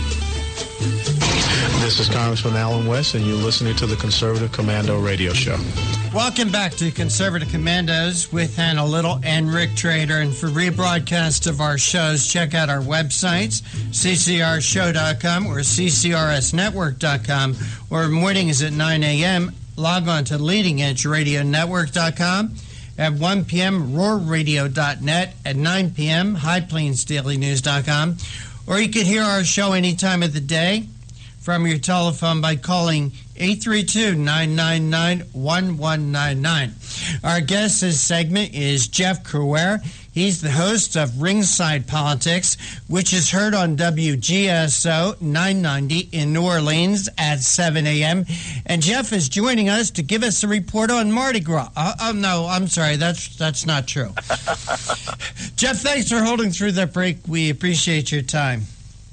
Oh, of course. It's great to be with you. Great to have you with us. And we know we had to pull you off Bourbon Street to do this report or this interview, so we appreciate that. And right. You know, Jeff, it's been a fun Mardi Gras, I'll tell you that. Well, that's good to hear. That's good to hear. I love it when my friends are having a good time out there. Jeff, you talk about in your article, George and Barbara not enough to save Jeb's campaign. You talk about it in your article that Bush was the overwhelming favorite to win the nomination. So was Hillary Clinton. But we find both of these campaigns struggling big time. Jeff Crouere, is it just the Bush-Clinton fatigue? People are tired of these guys? I think that's a big part of it, Rick. I think it's also they're considered both the establishment's choice of either party. I think both parties are the grassroots are looking for change. They're not happy with the direction that the party elders are leading their parties. So I think there's dissatisfaction with that wing of the party. But I also think it is reflective of the weaknesses of Hillary and Jeb. Neither one of them, I think, are very dynamic speakers. Neither of them really connect with audiences on an emotional level. Neither one of them, I think, have been very good so far in this race and done a really good job in the debates. So that's created these openings for Bernie Sanders on the Democratic side and all these other candidates on the Republican side. Well, Jeff, you also talk about in your article how this PAC in South Carolina, let me try that again, okay? How this PAC in South Carolina, Right to Rise, super PAC supporting Jeb, is pulling out all stops, featuring commercials with his brother, George W. Bush. Do you think that's a wise move to make? I think it shows the desperation of Jeb, because he's figuring, hey, this is it. The firewall is South Carolina. And George W. had success in South Carolina. He's hoping he can replicate that, Rick. And he's using his brother, using his mom, using whatever he can to try to turn things around by South Carolina. And I think it's just shows how desperate really he is right now. Well, when you talk about desperate, I think this guy is just about out and out buying votes. Like, again, in your article, that he wasted $15 million in Iowa, and it cost for each vote that he got in Iowa cost him over $2,800. I mean, geez. I mean, how long at that rate? How much longer can his campaign go on? I mean, what's his money situation? Do you know, Jeff? Well, I mean, he was number one as far as fundraising. He raised over $100 million. He was number one as far as Wall Street donations. He's done very well fundraising. He's a champion fundraiser, Rick. He's just not a very good candidate, and he's got money that I think he's burning through. He's also been doing a lot of advertising on national cable. Unlike the other candidates, who sort of focus in the local markets, Jeb does a lot of national advertising as well as saturating Iowa and New Hampshire. And I think his donors are going to wait to see how he does tonight as to whether they're going to pour more money into this PAC that has been supporting him. Does he move on to South Carolina from New Hampshire, irregardless of how he does? Or do you, if he does, you do? He does, because that is his last stand, South Carolina, because of the history. He's got connections in there. He's got good old Lindsey Graham for him down in South Carolina. So he's hoping Lindsey can get some support for him. So he's going to move on to South Carolina. But if he fails in South Carolina, that could be it for him, Rick. Jeff, do you have any idea what the polls are saying in South Carolina at the present time? I've been looking at New Hampshire. I was looking back at Iowa. I didn't think to look at South Carolina. Do you have any idea what the polls? The last poll that I saw in South Carolina had Trump leading, followed by Cruz. But Rubio had been coming up and was in third. I don't know how things are going to change after New Hampshire, and you have to figure that New Hampshire will change the polls somewhat down in South Carolina. Because certainly I think Rubio got a boost after winning Iowa in New Hampshire, but I think he hurt himself, Rick, with a poor debate performance on Saturday night. Oh, I agree with you there. And Jeff, you and Anna were talking about the candidates who might be the next one to drop out. And if I was a betting person, I found out a long time ago it isn't such a good thing to do. I would say it would be that Carly Fiorina. That's a good choice, I would say, because she couldn't even make the debate stage, and she's got to be running on fumes right now as far as fundraising. Although she was trying to use the snub to her advantage and to raise some money, and I heard that got her a little bit of money, but I don't know whether she's going to have the fuel to keep going past New Hampshire. I'm sure she's going to end up way at the bottom in New Hampshire. And I'm just wondering how she sees a path for herself after New Hampshire, which I'm sure is not going to be a pretty result for her. Another candidate that I think might be in trouble is Ben Carson. Ben Carson tried to use his dust up that he had with Cruz in Iowa as a campaign tactic or a fundraising tactic. I know I was blasted with all kinds of emails coming out of his campaign. Oh, you got to help us now. Look what's going on. Dirty politics, yada, yada, yada. But what do you think the prospects for Ben Carson are tonight in New Hampshire and moving on into South Carolina? I think he's got a better chance to do well in South Carolina. I don't think he's going to do well in New Hampshire. That's not his electorate. It's not very evangelical, and I think he does better with sort of a more conservative evangelical electorate. So I think Ben Carson goes on, Rick, but I don't think he's going to go on to South Carolina with a lot of strength. I think you're right. He tried to use that dust up with Cruz every way he could, and I think it might have helped him raise a little bit of money, but I don't think that really helped him much in the polls, although I do think it hurt Cruz somewhat. And I've noticed that Cruz's numbers have gone down, and I don't think Cruz is going to particularly do well tonight in New Hampshire. Jeff, my older brother Bob was a pretty good football player. Tough kid. Not real tall, but he was tough. And growing up, I wanted to be like my brother Bob. But athletically, I really didn't have it in me, okay? Bob and I are kind of different guys. I almost see this same way with the Bushes. As you said with Anna, seemed like he was just going through the motions.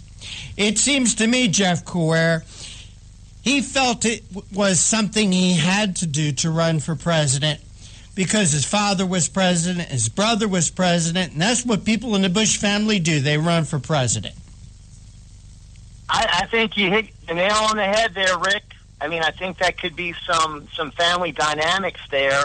You know what's interesting, though? Go back to 2013, and Barbara Bush was in an interview, and she discounted Jeb's chances. She really didn't show enthusiasm at all.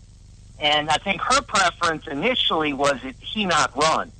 because her comment was back then that, you know, Americans want to see more than just two families dominating politics. There are other people who could be running. We've got too many political enemies out there who'll come out of the woodwork if Jeb runs. She wasn't saying Jeb was a bad guy or bad candidate, but I think she was just admitting that it would be quite a hurdle for a third family member to be elected. And I think Jeb's encountered all those problems that his mother was pointing out. You see, this is what happens, Jeff. This is what happens when you don't follow your mother's advice. Hey, Jeff Carrera, we want to thank you for joining us. Please tell our audience how they could follow your work. Well, let me thank you all again. My website is ringsidepolitics.com. I would encourage people to check me out at WGSO.com, where they can listen to the show via the stream, and follow me on Twitter. It's at Jeff Carrera, and would certainly love to hear from folks. Jeff Carrera, thank you for joining us, my friend. You take care. By the way, you going to CPAC this year? I'm hoping to go. Whoa! Whoa, you're kidding me. You may not finally get to meet you in person. Yes, I'm hoping to. I haven't finalized everything, but I'm hoping to go. Jeff, got to meet it up down there, but you take care. God bless, my friend. All right. Thank you, guys. Take care. You're welcome. Thank you. Thank you so much for joining us. And you are listening to Conservative Commandos with Anna Little and Rick Trader, coming to you from the studios of the Conservative Commandos Radio Network at WNJC 1360 in Philly, and around the world on the internet with American Patriots Broadcasting, TalkStream Live, SHR Media, K98 Talk, iHeartRadio, AM/FM 24/7, and a whole bunch of others. On the other side, we're going to be speaking with Betty Grundy, and we're going to be talking about how Barack Obama wants to raise the tax on oil. What else is new? Be right back. You've heard Paul Deltz playing the music on the Your Music Matters morning show. He is also an experienced mortgage loan officer working for U.S. Mortgage Corporation and assists homeowners navigate the reverse mortgage process. If you are finding yourself asking questions whether or not you set aside enough for retirement, Paul can sit down with you, your family, and your financial advisor and discuss how a reverse mortgage may be a valuable resource for your retirement plan. You will be responsible for paying your taxes and insurance, and the reverse mortgage can help with this and other expenses, such as home health care or other untimely bills. Put Paul's 20-plus years of experience to work for you, as choosing the right option for your situation can be critical. Call Paul at U.S. Mortgage Corporation at 877-213-9977. That's 877-213-9977. Or go to seniormatters.info for more information. U.S. Mortgage Corporation is a licensed mortgage banker in New Jersey, Pennsylvania, and Delaware, and an equal housing lender. NMLS number 3901. U.S. Mortgage Corporation is located at 201 Old Country Road, Suite 140, Melville, New York, 11747. This advertisement applies to first lien mortgages. Paul E. Dilks, NMLS is 485904. Hi, this is Bob Vide, owner of Bob's Little Sports Shop in Glasper, New Jersey. I've had the opportunity to travel in many foreign countries, and I've seen what happens to people when they lose their freedom. I wrote this poem. Give us freedom was the cry as they marched throughout the night. At Concord Bridge in Trenton, for freedom they would fight. To build a nation that would last with peace and liberty, it is a job that's never done if we are to be free. They wrote a declaration to announce that we are free, then a constitution for all the world to see. But this is ink on paper. We must make it last. It must always be defended, and that is quite a task. Today the battle rages for freedom in our land. To save our Constitution, we all must take a stand. We must stand up for freedom in our actions every day, and you can stand up with us. Join the NRA. This is Bob Biden of Bob's Little Sports Shop in Glasper, New Jersey. You may call us at area code 856-881-7575 or visit us online at bobslittle.sportshop.com. What does it take to be the leader in production systems technology? To be the one company that solves production problems at any plant, for any product, and with any technology? It takes a 30-year record of success. It takes total mastery of complex technologies with a history of delivering success every time, without fail. Only one company can claim that high ground in manufacturing line optimization, data automation, and systems integration, and that's Philadelphia Control Systems. In factories worldwide, Philadelphia Control Systems programs, software, and engineering solutions deliver optimal performance and output flow with a record that can't be matched. Any plant, any product, any technology. Philadelphia Control Systems, the leader in production automation since 1982. 800-335-9811. PCS4automation.com. That's PCS, the number 4, automation.com. The Conservative Commandos radio show is expanding to become the Conservative Commandos radio network. We're establishing a front line of conservative radio broadcasters and ironclad patriots to declare war against the madness of liberalism and the Obama administration. Are you tired, as I am, about the disregard for our Constitution? Do you still have faith in the American dream?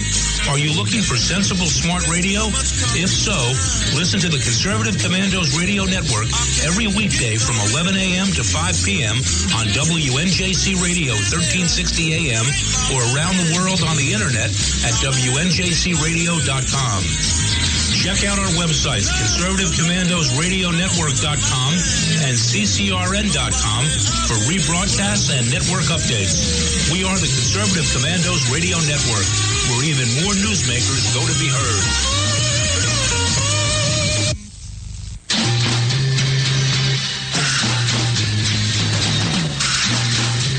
From the East Coast to the West Coast and around the world on the internet.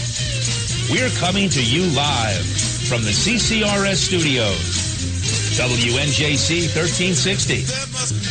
This is the Conservative Commandos radio show with your host, Rick Trader. The Conservative Commandos radio show, where the newsmakers go to be heard. Businessman there, drink my wine. You can call the Conservative Commandos radio show at 856-227-1360. Your opinion counts at 856-227-1360. This is Congressman Alan West, and you're listening to the Conservative Commando Radio Show. Welcome back to the Conservative Commandos Radio Show with Anna Little and Rick Trader. And for rebroadcasts, please check out our websites, ccrshow.com or ccrsnetwork.com, or mornings at 9 a.m. Log on to leadingedgeradionetwork.com. At 1 p.m., roarradio.net, and at 9 p.m., highplainsdailynews.com. And you can also hear our show as well as all the shows that are part of the Conservative Commandos Radio Network here at WNJC 1360 by calling 832-999-1199. Anna Little, we're still trying to get a hold of our next guest, Betty Grandy. I've got to look back through my emails to make sure that I have the right phone number for it. But in the meantime, could you talk about what else may be on your radar screen? Well, sure. I mean, I think we are probably missing out on a lot of the important things that are going on in government right now, as one of our guests actually pointed out, because of the political cycle. All we hear on the news all day long is what's going on in the New Hampshire primary, what happened in Iowa, what went on with the debate. And, of course, that is very important. But we didn't hear enough about international affairs, and if not for our guest here on Conservative Commandos at the beginning of the show, we wouldn't have known that ISIS is really on the rise and that our military has had to take action against them formally in Afghanistan. And we don't think of Afghanistan as a place where ISIS would hang out. Same is true with regard to Syria. We think of Syria as the headquarters for ISIS, Syria and Iraq, but we don't think of Libya that way. And Libya seems to be the fallback. And, you know, we know that Libya was very controversial back in 2012, and we talk about it from a political aspect, but we need to understand that it's also a hotbed for violence against the Western world, which is what ISIS swears against, everybody but themselves, including moderate Muslims. So we need to be watching these things. Well, the other thing we don't talk a lot about at this particular moment, due to politics and the goings-on there, is the spending in this country, and Barack Obama's at it again. And when we do get in touch with our next guest, she'll have a lot to enlighten us about on that. But I think we need to be reminded to take a look at what's going on, because remember, government has no...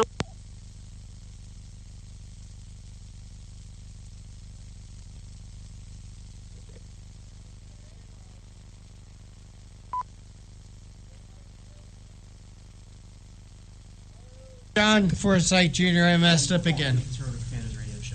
So, John, let's take us to a break, and we'll reestablish all the connections. You are listening to Conservative Commandos with Anna Little and Rick Trader, coming to you from WNJC 1360 in Philadelphia and around the world on the internet with American Patriots Broadcasting, TalkStream Live, SHR Media, K98 Talk, iHeartRadio, AM FM 24/7. Don't go away. We'll be right back. They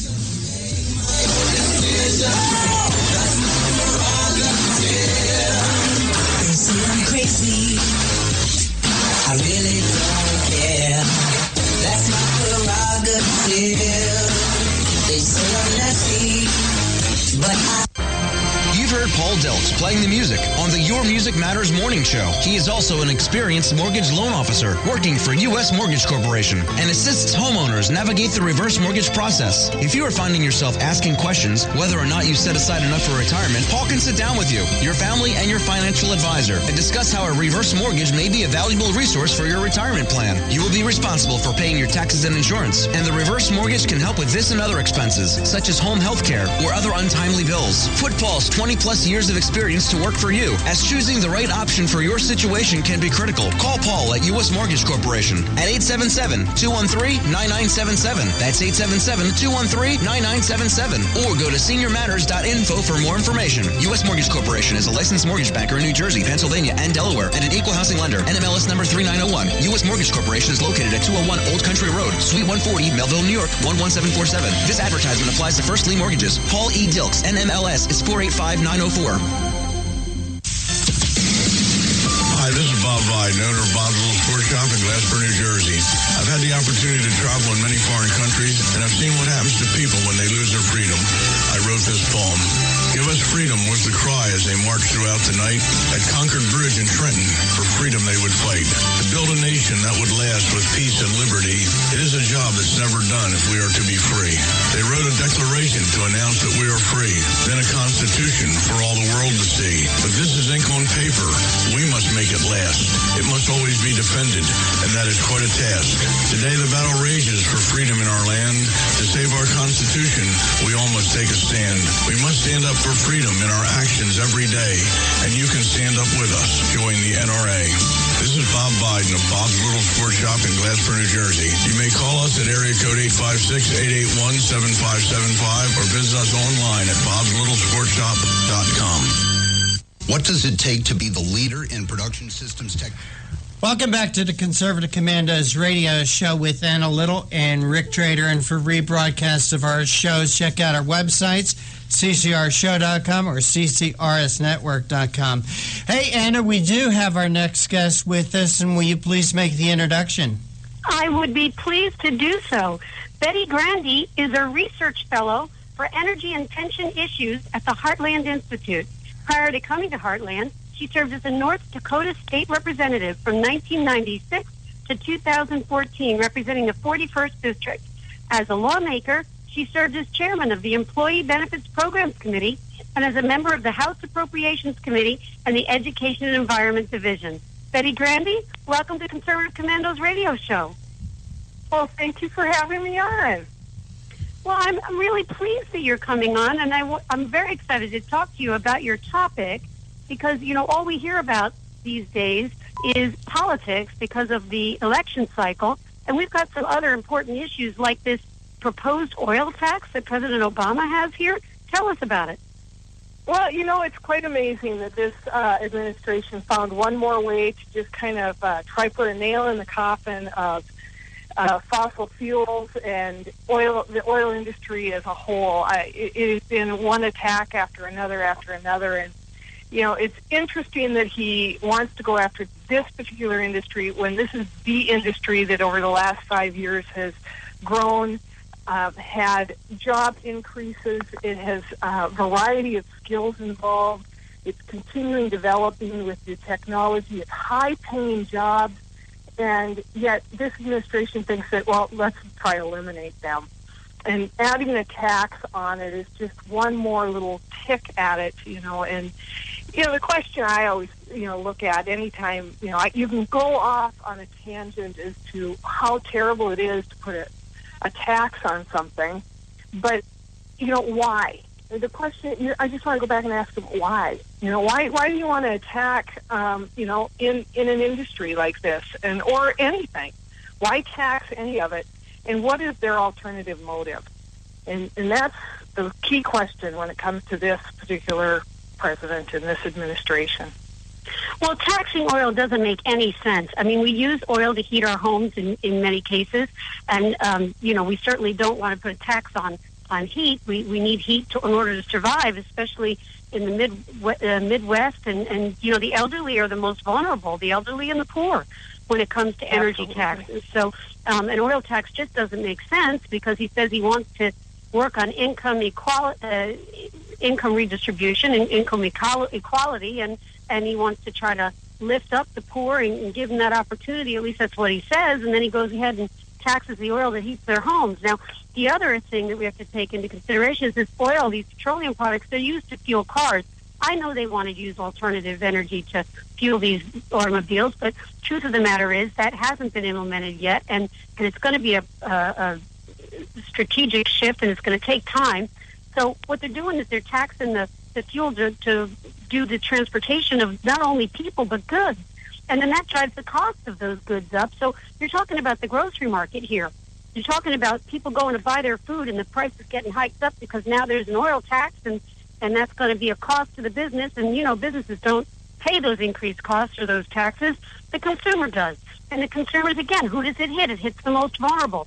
How can Barack Obama justify this when he says he's there for the common man, he's there for Main Street versus Wall Street, and then he does something like this that hurts Main Street the worst?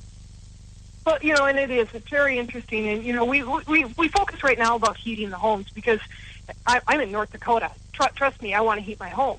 But you talk about come summertime in the South, and you have your elderly people living in those homes where you need to cool them down.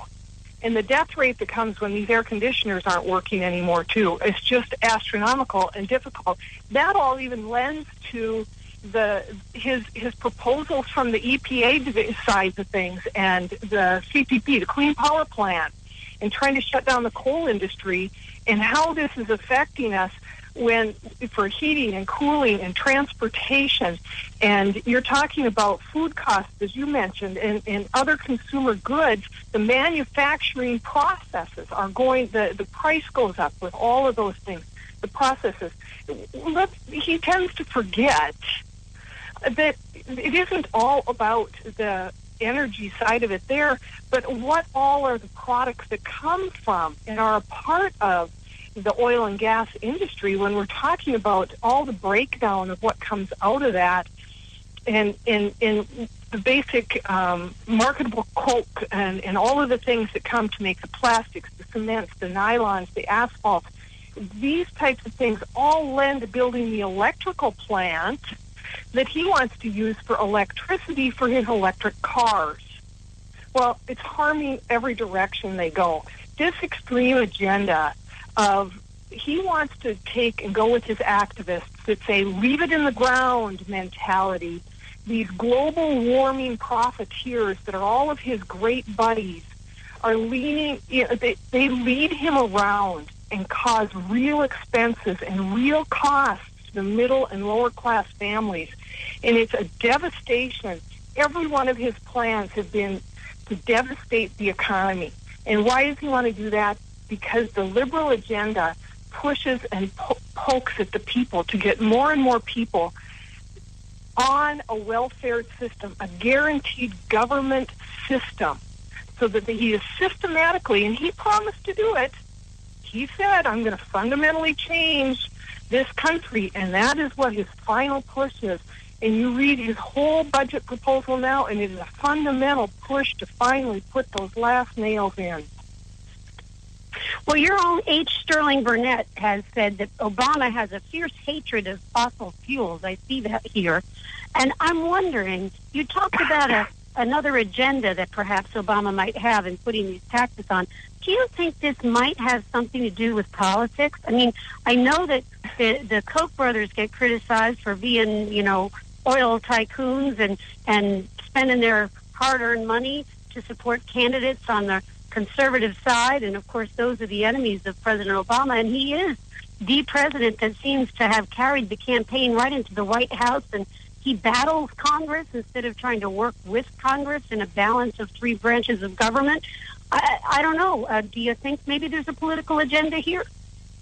Absolutely. And this is his push, and this is what he is truly hoping, that as he progresses in his last year in the in the governing role that he has, that he can fundamentally change the way our country is run. And he has shown that over and over and over again by ignoring our Constitution, by making the necessary, his so-called necessary executive orders that have been completely against the governing policies of our nation. And he does not care for this country. He has proven that over and over again. He has a total delusional view of what our country is made up for and how it should be run and what direction we should be going. And the only bonus I can see to his last bit of proposals here is that they are the last proposals we have to have from him. I would only hope that the Congress will not adhere to these types of things and walk away from his proposals so that we can turn over this nation into the hands of some great conservative, into the hands of a constitutional conservative that's going to bring forward the proper roles of government and get the federal government out of the way, put them back in the box they belong in, get the states' rights back where it belongs, and allow the people to live in the free market country that we were meant to be. He has no vision of that. We have to do everything we can in this final year to stop it so that we can move forward with the proper role of government. Here on the Conservative Commandos radio show, we are speaking with Betty Grandy. She is with the Heartland Institute. And Betty, Williston, North Dakota, I've actually been there. Awesome. I spent a weekend sleeping on the couch of your local airport. That's my experience with it. But, Betty, this proposal coming from Barack Obama, it's amazing how he tried to sneak it in with all the politics and debates and caucuses and primaries. He tried to sneak this in. Betty, is this something that would need to be acted on by Congress? Well, yeah, they'll have to put it in the budget. I mean, I don't foresee that he can put a tax on the oil industry as he claims it would be without the act of Congress. You can't put in that kind of a tax without the acts of Congress. So it was dead on arrival, and that's what makes this a very curious thing. Yeah. Because he's not even going to have support of the Democrats. Even our Democrat senator came out immediately, and she said, no way, this is ridiculous. And that's the type of thing where I think it is, as he has done with EPA and ESA and all of his other proposals, this is his thing, that I'm going to throw out $10.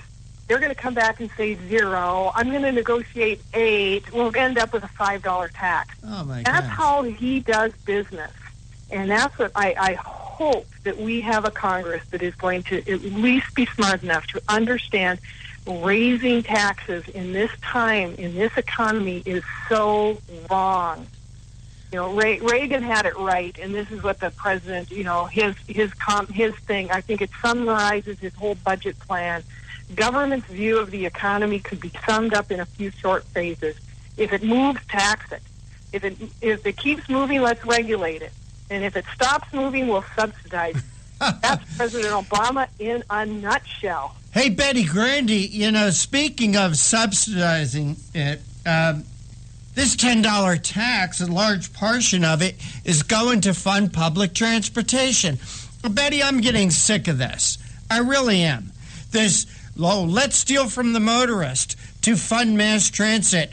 What about the old advice coming from Joe Biden about skin in the game? I think it's time that mass transit stands on its own 2 feet without depending upon subsidies, a lot of the subsidy coming from gas and oil taxes, so somebody can get a cheap bus seat? Oh, absolutely. And here's his thing. We're in the United States right now is having an energy renaissance. The new industrial revolution is really at its cusp when it comes to the way the oil and gas industry has moved and grown in the last 5 years. And he is trying to stifle that.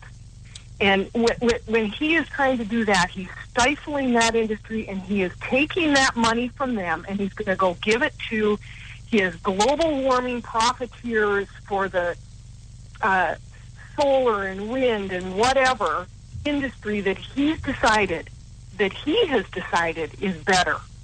So we're going to steal from these guys and subsidize these guys.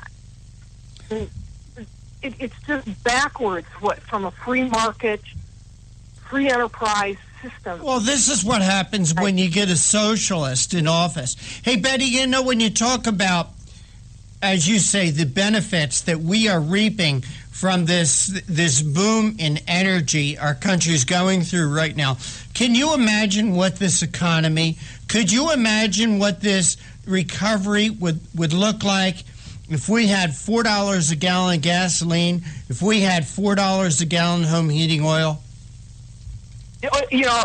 Absolutely. Here is the thing with this whole recovery, and you take the Midwest and from North Dakota down to Texas and over to Wyoming and such, and you look at what benefit these states have given the country when it comes to the energy costs and keeping that down, that the jobs that have been brought about, North Dakota over the last 5 years, this little state that sits here in its quiet little cold tundra, has developed more millionaires per capita over these last 5 years because of this industry and because of the fact that we have the ability to own our own land, own our own mineral rights, set up the programs and develop the contracts with these companies as individuals and moving forward. A regulatory system that is hands-off except for when needed and when necessary. And that is what's giving us the ability to stay afloat. I cannot imagine what the price of food would be in a market where the farmers are suffering if they would have had to be paying those high prices to get their crops in and out of the ground. Betty, a little bit off topic, but where do you fall on ethanol? I don't mind ethanol. I just don't want to subsidize it. Okay. Because I only mention that because last week it was all about Iowa. It was all about ethanol and subsidizing ethanol, or even how good of a product that ethanol is. And I was wondering if you or Heartland have a position on ethanol. My position would be, and this is my position, is exactly the way I heard Ted Cruz is explaining it to the Iowan farmer. Mm-hmm. And it said, ethanol is fine and dandy. We're just not going to subsidize it. And Cruz probably didn't put it quite that way, but that's what he was telling the guy. And at the end of the day, even this farmer understood that we cannot be subsidized. Nobody needs to be subsidized. Yeah. Let everything stand on its own merit. I agree with that. And again, public transportation. It's time for that to stand on its own merit, too. Betty Grandy, Heartland Institute. Please tell our audience where they can follow you, the work of the Heartland Institute, and also of yourself. Well, I work out of my own office in North Dakota, but I can be reached at Heartland Institute, okay. And you can check that out on the website. And with that, I can be followed personally at Betty Grandy for Twitter, and I'm glad to have a lot of people follow. That'd be great. I take that Twitter on myself. I don't want Heartland to be blamed for some of the things or take credit, right? Betty Grandy, thank you so much for joining us. Take care. God bless. My pleasure. Thank you. Be blessed. Hey, Anna, before we go, I would like to make a little personal announcement. Here on WNJC 1360, tomorrow afternoon at 1 p.m. and Saturday afternoon at 12 noon, we're going to rebroadcast our show about Deptford's dirty little secret. And this dirty little secret being pushed upon us by the Board of Education keeps getting dirtier. The school board wants to borrow $100 million. And this is actually going to lead to a $200 million tax increase by the time you pay off this debt, interest, debt services, and whatever. And included in this special broadcast are the questions that Superintendent of School Charles Ford and the Board of Education continue to refuse to answer and dodge. Also, we will have information about election times, places, and the date, and how the Deptford Township Board of Education is making it very difficult for senior citizens to go out and vote on this issue. So again, that's tomorrow afternoon at 1 p.m. and Saturday afternoon at 12 noon. And I want to thank you so much for sitting in today as my co-host. I also want to thank our other guests, Peter Brooks, Jeff Crouer, our most recent guest, Betty Grande. But for right now, we're out of time. We got to run. We got to go. Take care. God bless. We'll see you tomorrow on the radio.